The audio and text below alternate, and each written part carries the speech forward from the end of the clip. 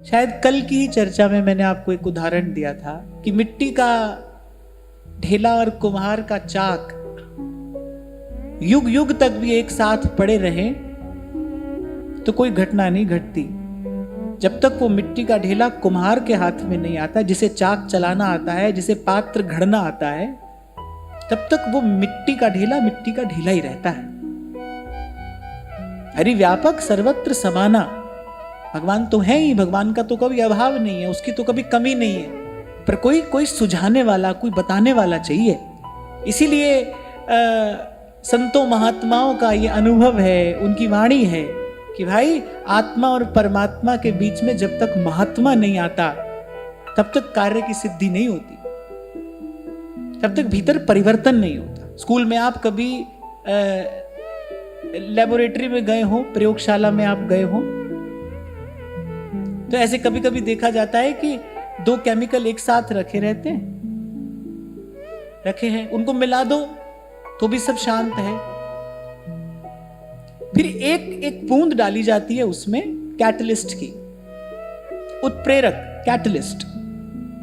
एक बूंद डालते ही रूप रंग आकार सब बदल जाता है, कभी कभी भयानक विस्फोट होता है।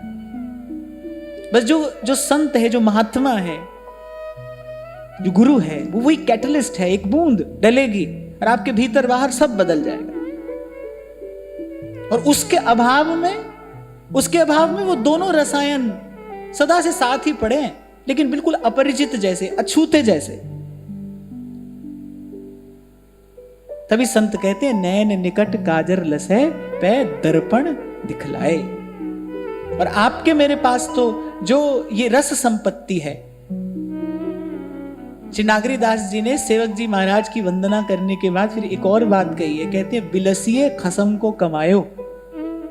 और ये रस संपत्ति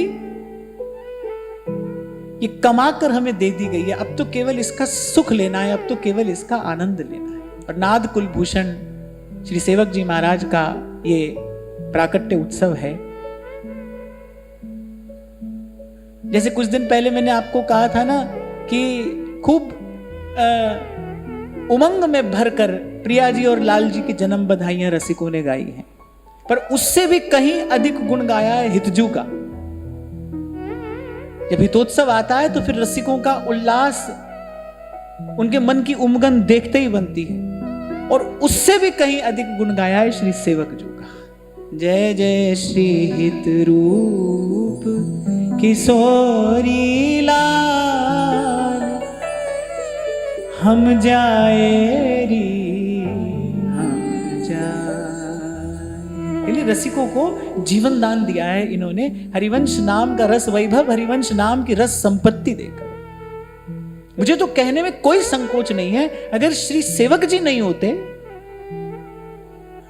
जैसे रसिक कहते हैं ना, हित बिन कैसो नित्य विहार, हित के बिना कैसा नित्य विहार है, ऐसे यदि सेवक जी नहीं होते तो सेवक जी यदि नहीं है तो फिर कैसा हरिवंश का वैभव है।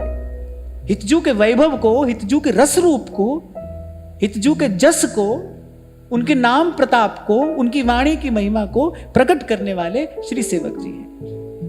और जो हरिवंश को धर्म सिखावे, सोई तो मेरे प्रभु ते प्रभु भारी। अरे यहां तो रसिकों ने बिल्कुल निर्भ्रांत होकर यह कहा है कि सेवक वाणी जो नहीं जाने, तिनकी बात रसिक नहीं माने। इसलिए आपको भी पुनः पुनः निवेदन किया जाता है कि अगर आप वस्तुतः हित की रसरीति का आस्वादन करना चाहते हो तो फिर इस वाणी की शरण में आइए, क्योंकि सेवक वाणी कुंज में बिहरत परम अनूप। हरिवंश का नित्य विहार तो यहां इस वाणी रूपी कुंज में हो रहा है।